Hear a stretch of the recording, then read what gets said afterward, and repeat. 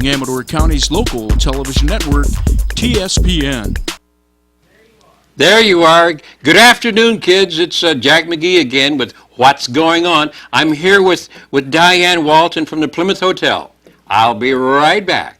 Don't go away. Don't change that channel. You're watching Amador County's #1 news and sports leader, TSPN. Welcome back. Welcome back. We're talking with the owner of the Plymouth Hotel, and I'll take it to you. What do you think?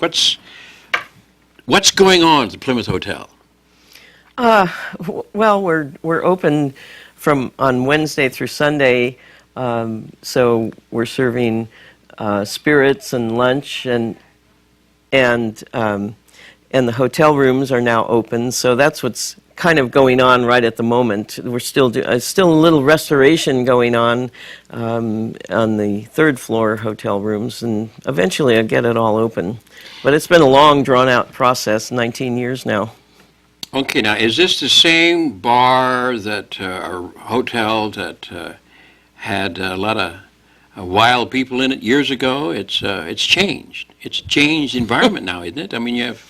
Completely. Exactly, Yeah. Exactly. Yeah, well, when I purchased it in January of '95, the only part that was operational was the bar itself. The restaurant hadn't been used for, I think it was 8 years at that time, and the hotel, I had been told, hadn't been in operation for over 14 years.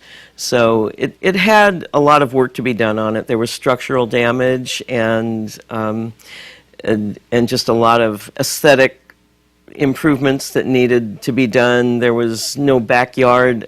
I mean, it existed, but it was just... Could you tell me some more about that backyard patio? That's what I'm interested in, that backyard patio. Well, when I bought it, there was only weeds there. There were no fences. There was kind of a rickety landing and stairway that went down, but it only went into a lot of weeds, so it wasn't really usable for anything. And it's a good size backyard there. So over the years, I've landscaped it. I've put up garden walls and lots of fruit trees, and I grow my own vegetables. I grow all of my own herbs, and I'm an organic gardener. So this is stuff I use in the restaurant at this point. So I try to go as organic as I can. So we need to have a meeting there with the local organic people in that backyard, in that patio. Sounds good to me. If local organic people want to meet in my yard, that's fine with me. I can picture a family having a nice get-together, a family reunion of sorts, on your back patio with barbecuing and good food. You know, I know you love to cook. I know you do. Well, that's my profession. I'm a Exactly, chef. exactly. So I would think the thing that would bring people to this new restaurant, is it really new or just the clientele's changed? Well, it got the restaurant part of it started evolving. Let's see, I think it was back in 2006 or 2007. I opened up a coffee shop there. The Plymouth Hotel, if people have seen it before, has 3 front doors to it. And if you're looking at it, the front door goes into what used to be just the saloon, which is now the restaurant and the bar. I've seen that photograph at the casino, the front of the hotel. Yeah. And then the middle doors basically goes into the lobby, and then there's a set of doors on the right-hand side, and there was a very large room there, which I built into it was called Beanie's Espresso Cafe. And I had that operational for almost a couple of years. And so at that point, the kitchen started evolving and being brought up to code. And eventually, it's gone through a couple of little changes, but what I've got there now is a restaurant. The cafe is no longer there. That has turned into a parlor for the hotel guests. And we serve lunch and dinner 5 days a week. Yeah, absolutely. And so the patio in the good weather is a really lovely place to go sit. I kind of put in an amazing amount of So roses back there. It's more of a family restaurant rather than, say, I don't want to say a biker bar, but a place where Well, the it kind of family- was a biker bar Well, back yeah, in you're saying '95. it was one, but Yeah. it's not that no more. No, not at all. Okay, so No, you don't have to be 21 to come in. It's a It's a restaurant. restaurant primarily with a very nice bar, and all of the original back bar from the building dating back to 1882 when Plymouth Hotel was built. I've kept that, and so it has a very historical old back bar in it, which is quite lovely. It's a little different than a lot of the back bars I've seen in other places. I've seen your menu that you have hanging on the wall, and it's a pretty interesting menu.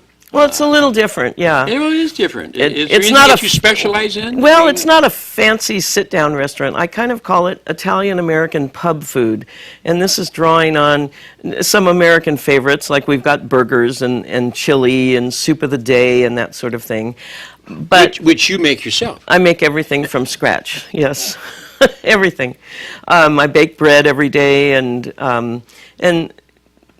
the food is very good. But one of the things that kind of put us on the map, or that people take note of, are the paninis that I serve.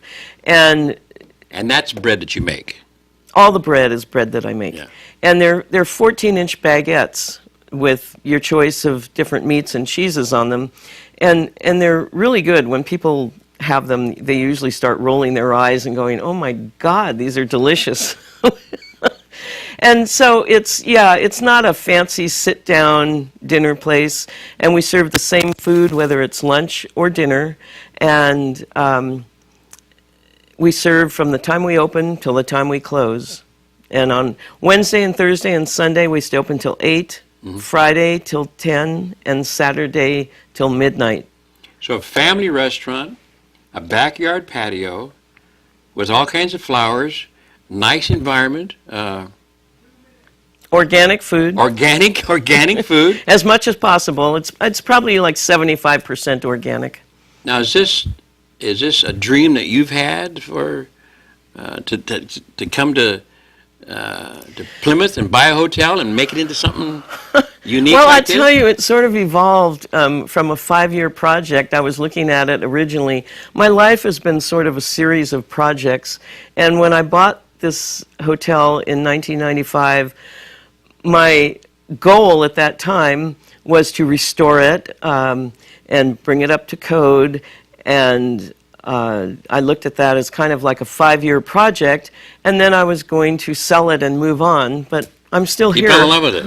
I'm still working on it. Yeah. There's still a lot of work to do, but no, it's become kind of a labor of love. It's Well, I've been there a few times, and I've noticed the crowd that comes in there is, I can't say an older crowd, but I can say a more mature crowd. You don't have the young kids screaming and yelling and racing up and down the street with their motorcycles in some of the joints. This is a good crowd, you know. Oh, yeah. You know, and nice, comfortable, easy place to be.